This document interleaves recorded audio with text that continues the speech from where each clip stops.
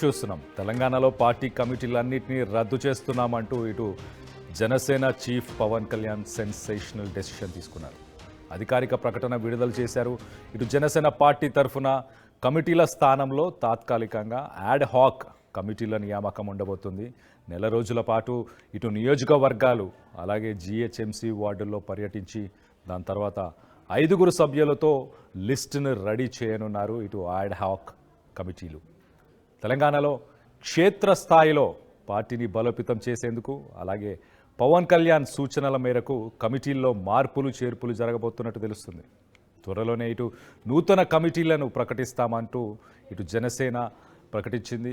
జనసేనాని నిర్ణయంతో తెలంగాణలో కొత్త జోష్ వస్తుందంటున్నారు ఇటు కార్యకర్తలు. దానికి సంబంధించిన ఒక లేఖ రిలీజ్ చేశారు ఇటు తెలంగాణ రాష్ట్ర జనసేన కమిటీల స్థానంలో యాడ్ హాక్ కమిటీల నియామకం అంటూ ఒక లెటర్ని కూడా ఇటు అఫీషియల్ పార్టీ నుంచి రిలీజ్ చేశారు. రామ్ తల్లూరి జనసేన పార్టీ ప్రధాన కార్యదర్శి అంటూ ఇట్లు అని చెప్పేసి మెన్షన్ చేస్తుంది. మొత్తం మీద తెలంగాణ రాష్ట్రంలో మరి జనసేన పార్టీ యాక్టివ్ అవ్వబోతుందా? పార్టీ కార్యకర్తలలో కొత్త జోష్ని నింపబోతుందా? దీనికి సంబంధించి మరింత ఇన్ఫర్మేషన్ తీసుకుందాం, లేటెస్ట్ అప్డేట్ తీసుకునే ప్రయత్నం చేద్దాం. మా ప్రతినిధి మధు ఉన్నారు, మధుతో మాట్లాడి తెలుసుకునే ప్రయత్నం చేద్దాం. మధు, చెప్పండి, ఈ మార్పులు చేర్పులు all of a sudden Janasena party ప్రతి నియోజకవర్గం తిరుగుతామంటున్నారు, అలాగే అట్ ద సేమ్ టైం జిహెచ్ఎంసీకి సంబంధించిన వార్డులన్నీ కూడా తిరుగుతామంటున్నారు. సడన్గా ఈ చేంజ్, ఈ పొలిటికల్ మూవ్, ఈ యాక్టివిటీ అంతా కూడా దేనికోసం? ఎగ్జాక్ట్లీ తెలంగాణలో జనసేన దృష్టి పెడుతున్నట్టుగా చాలా స్పష్టంగా కనిపిస్తా ఉంది. త్వరలోనే పార్టీని సంస్థాగతంగా పూర్తిగా బలోపేతం చేసి నూతన కమిటీల ప్రకటన చేస్తామంటూ జనసేన పార్టీ అధ్యక్షులు పవన్ కళ్యాణ్ గారి ఆదేశాల మేరకు నిర్ణయం తీసుకున్నట్టుగా పార్టీ ప్రధాన కార్యదర్శి రామ్ తల్లూరి స్టేట్మెంట్ చేశారు. ఈ మధ్య కాలంలోనే రామ్ తల్లూరి పార్టీ ప్రధాన కార్యదర్శిగా నియమితులయ్యారు. సినిమా ఇండస్ట్రీకి సంబంధించినటువంటి వ్యక్తి రామ్ తల్లూరి. జనసేన పార్టీ అధ్యక్షుడు, ఆంధ్రప్రదేశ్ డిప్యూటీ సీఎం పవన్ కళ్యాణ్ కి అత్యంత సన్నిహితుడిగా పేరుంది. ఆయన చేతుల మీదుగానే ఈ మధ్య కాలంలోనే బాధ్యతలు కూడా తీసుకున్నారు. మొత్తం కమిటీలన్నీ రద్దు చేస్తూ నిర్ణయం తీసుకోవడం జరిగింది. వాటి స్థానంలో అడ్హక్ కమిటీలను నియామకం చేస్తా ఉన్నారు. దానికి సంబంధించి త్వరలోనే మొత్తం తెలంగాణలో జిహెచ్ఎంసీ, వీర మహిళ, యువజన, విద్యార్థి విభాగ కమిటీలను మొత్తం రద్దు చేసి వాటి స్థానంలో కొంతమంది సభ్యులతో తాత్కాలికంగా అడ్హక్ కమిటీలను వేశారు. 30 రోజుల పాటు మాత్రం దీనికి వ్యాలిడిటీ ఉంది. 30 రోజులు ఈ అడ్హక్ కమిటీలు పనిచేస్తాయి. దాని తర్వాత కొత్త కమిటీ నిర్ణయం కానుంది రాష్ట్ర వ్యాప్తంగా మొత్తం ఈ సంబంధించి. వారి కోసం ప్రతి నియోజకవర్గంలో మినిమం 5 పేర్లను పంపాల్సిందిగా ఇప్పటికీ పార్టీ నాయకులకు సూచనలు అందాయి. ఈ 5 పేర్లతో ఆ నియోజకవర్గ ఇన్ఛార్జీలు, తర్వాత యువసేన, తర్వాత వీర మహిళ, యువజన విభాగము, విద్యార్థి విభాగం, వీటన్నిటిలో కొత్త కమిటీలు వేరున్నట్టుగా తెలుస్తా ఉంది. ఇప్పుడు ఉన్నటువంటి టీమ్ ని పూర్తి స్థాయిలో ప్రక్షాళన చేస్తా ఉన్నారు. ఇంత జరుగుతున్న ఆంధ్రప్రదేశ్ లో 21 స్థానాల్లో నిలబడి 21 స్థానాల్లో 100% స్ట్రైక్ రేట్ తో మనం ఎన్డీఏలో గవర్నమెంట్ గా ఉన్నప్పటికీ కూడా, ప్రభుత్వంలో ప్రధాన పాత్ర పోషిస్తున్నప్పటికీ కూడా తెలంగాణలో ఎందుకు ఫెయిల్ అవుతున్నాం, రీజన్ ఏంటి, దీనికి సంబంధించిన వివరాలు తెలియాలనేటువంటిది ఈ మధ్య కాలంలో పవన్ కళ్యాణ్ తెలంగాణకు సంబంధించినటువంటి టీమ్ తో సీరియస్ అయినట్టుగా తెలుస్తా ఉంది. మొన్ననే మన కొండగట్టు ఆంజనేయ స్వామి టెంపుల్ కు వచ్చారు. 35 కోట్లకు పైగా నిధులు టీటీడీ నుంచి విడుదల చేసినటువంటి సిచ్యువేషన్ అభివృద్ధి కోసం ఆ సందర్భంలో జరిగిన సమావేశంలో వీరందరిపైన సీరియస్ అయినట్టుగా తెలుస్తా ఉంది. ఇక్కడ స్థానికంగా తెలంగాణకు సంబంధించినటువంటి ఇన్ఛార్జ్లందరిపైన వెంటనే నిర్ణయం తీసుకున్నారు. పవన్ కళ్యాణ్ వెళ్లిన 2 రోజులకే ఈ నిర్ణయం తీసుకున్నారు. ఈ అడక్ కమిటీలు పనిచేస్తాయి నెల రోజులు. ఇప్పుడున్న అన్ని కమిటీలు రద్దయిపోతాయి, అందరూ నార్మల్ గా పనిచేయాల్సి ఉంటుంది. ఆ ప్లేస్ లో ఈ అడక్ కమిటీ నిర్ణయం తీసుకొని కొత్త వ్యక్తులను ఇన్ఛార్జీలుగా ఫ్యూచర్ లో నియమించేటువంటి అవకాశం ఉంది. దాంతో పాటు ప్రధానంగా జిహెచ్ఎంసీ పైన జనసేన దృష్టి పెడుతున్నట్టుగా స్పష్టంగా కనిపిస్తా ఉంది. 300 వార్డుల్లో పర్యటించి కనీసం ఈ 5 సభ్యుల జాబితాను సిద్ధం చేయాలని చెప్పారు. తర్వాత ప్రతి నియోజకవర్గానికి సంబంధించి కూడా సేమ్ ఇది ఇంప్లిమెంట్. 5 పేర్లు పంపాలి, జాయినింగ్స్ పైన దృష్టి పెట్టాలి, పెద్ద ఎత్తున పార్టీని బలోపేతం చేయాలి అనేటువంటిది. సో ఆంధ్రప్రదేశ్ లో గవర్నమెంట్ లో ఉన్నారు, తెలంగాణలో కూడా నెక్స్ట్ ఫ్యూచర్ లో పార్టీ విస్తరణ కోసం దృష్టి పెడుతున్నట్టుగా పవన్ కళ్యాణ్ చాలా స్పష్టంగా కనిపిస్తా ఉంది. ప్రస్తుతం రామ్ తల్లూరి సంబంధించినటువంటి ఆధ్వర్యంలో ఈ అడక్ కమిటీలు పనిచేస్తాయి.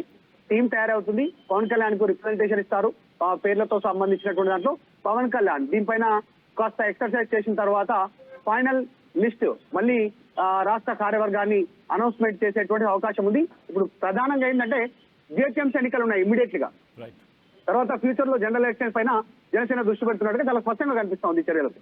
అంటే రానున్న రోజుల్లో జనసేన యాక్టివ్గా తెలంగాణలో యాక్టివ్గా పనిచేయబోతుందా, ఎవరితోనైనా కలిసి ముందుకెళ్లే అవకాశం ఉందా? ఇప్పుడు ఆంధ్రప్రదేశ్లో మనం చూస్తే అక్కడ కూటమి ప్రభుత్వం ఏర్పడింది. అంటే అక్కడ ఉన్న పార్టీలతోని మరి తెలంగాణలో కూడా పొత్తుకి వెళ్ళే అవకాశం ఉందా, లేకపోతే తన ఉనికిని స్వంతగా చాటుకునే ఉద్దేశం ఉందా?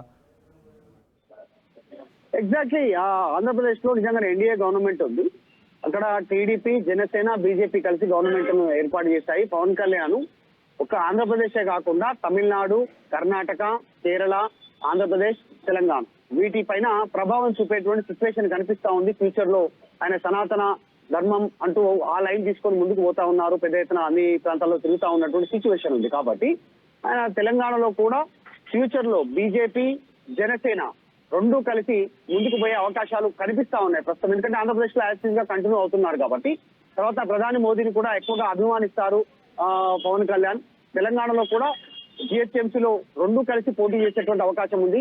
జిహెచ్ఎంసీలో మేజర్ గా కొన్ని ప్రాంతాలు ఏవైతే ఉన్నాయో దాదాపు 10 నుంచి 13, 14 నియోజకవర్గాలలో సీమాంధ్రులకు సంబంధించినటువంటి ఓట్లు అత్యంత కీలకం. ఆ ప్రాంతాల్లో జిహెచ్ఎంసీలో కార్పొరేటర్ గా గెలవడం, వచ్చేటువంటి సార్వత్రిక ఎన్నికల జనరల్ ఎలక్షన్ లో బీజేపీతో కలిసిపోయేటువంటి అవకాశం ఉండొచ్చినటువంటి చర్చ చాలా రోజుల నుంచి.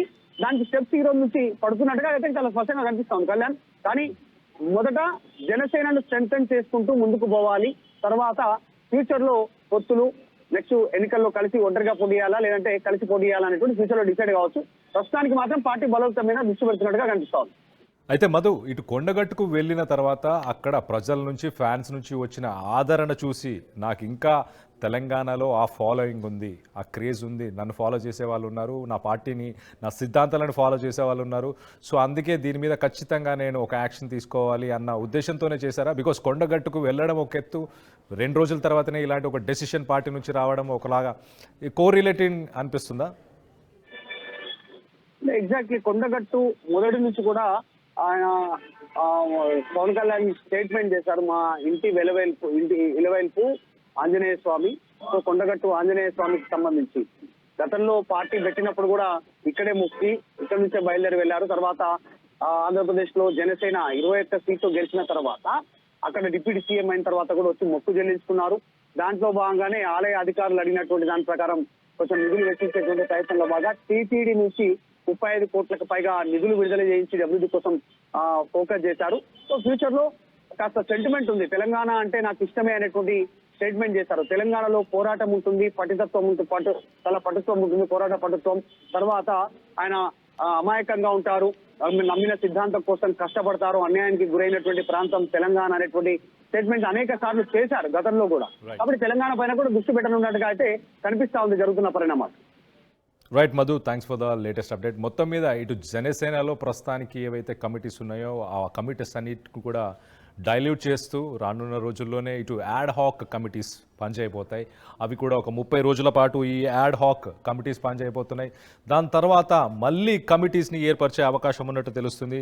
ఈ 30 రోజుల్లో ఇటు అన్ని నియోజకవర్గాల్లో తిరిగి, అలాగే ఇటు జిహెచ్ఎంసీకి సంబంధించిన 300 వార్డ్స్లో కూడా తిరిగిన తర్వాత కొత్త కమిటీస్ని వేయబోతున్నారు. ఇటు ఆంధ్రప్రదేశ్లో 21 స్థానాల్లో మరి గెలుపుని కైవసం చేసుకున్న జనసేన మరి తెలంగాణలో ఎందుకు చేసుకోలేకపోతుంది అంటూ ఇటు పార్టీకి సంబంధించిన నేతలతో, నాయకులతో, తెలంగాణకు సంబంధించిన జనసేన నాయకులతోని మొత్తానికైతే ఇటు పవన్ కళ్యాణ్ డిస్కషన్ చేసినట్టు తెలుస్తుంది. వీటన్నిటికీ కూడా మూల కారణం ఇటు మనం చూస్తే కనుక విజువల్స్లో కూడా కనిపిస్తుంది, కొండగట్టుకి ఆయన వెళ్ళి రావడం. కొండగట్టు ఆంజనేయ స్వామి తన ఇంటి దైవం అంటూ కూడా ఆయన గతంలో ఇచ్చిన స్టేట్మెంట్స్ ఉన్నాయి. సో మొత్తానికైతే ఇటు టీటీడీ నుంచి కూడా ఒక 35 కోట్లు కొండగట్టుకు ఇచ్చే ప్రయత్నం కూడా చేస్తున్నట్టు తెలుస్తుంది. సో మొత్తం మీద ఇటు ఇంట్రెస్టింగ్ టర్న్అవుట్ అనుకోవచ్చు తెలంగాణ రాజకీయాల్లో. మరి జనసేన కీలక పాత్ర పోషించబోతుందా? జనసేన యాక్టివ్గా ఉండి మరి పొత్తుతో ముందుకెళ్ళబోతుందా, లేకపోతే తన ఉనికిని ఇండివిజువల్గానే చాటే అవకాశం ఏమైనా ఉందా? దీనికి సంబంధించి మీరేమనుకుంటున్నారు? ఇటు పవన్ కళ్యాణ్ జనసేన పార్టీని మీరు సపోర్ట్ చేస్తున్నారా?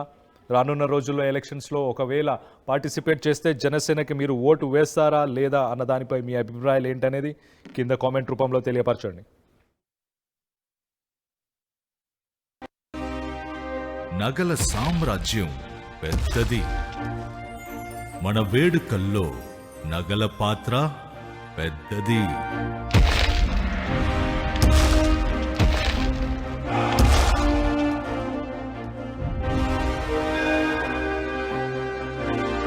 నగల్లో మన సంప్రదాయం అది పెద్దది. అదే విధంగా నగలు కొనేటప్పుడు మీ సేవింగ్స్ కూడా ఇకపై పెద్దగా ఉంటుంది. బంగారు నగల చరిత్రలోనే లేని విధంగా అన్ని నగల తరుగును ముందు కన్నా ఇంకా తగ్గించాం. ఈ తక్కువ తరుగును చూస్తే వెంటనే నగలు కొనేస్తారు. డైమండ్ జ్యువెలరీ ధరలు కూడా పెద్ద లెవెల్లో తగ్గించాం. ఇకపై అందరూ డైమండ్ జ్యువెలరీ కొనుక్కోవచ్చు. ఏ ఆఫర్లోనూ పక్కదారి పట్టకండి. Compare compare compare. ఇక్కడికొచ్చి కంపేర్ చేస్తేనే తెలుస్తుంది మీకు ఎంత పెద్దగా డబ్బులు ఆదా అవుతుందో అని. డబ్బులు ఎవరికి ఊరికే రావు.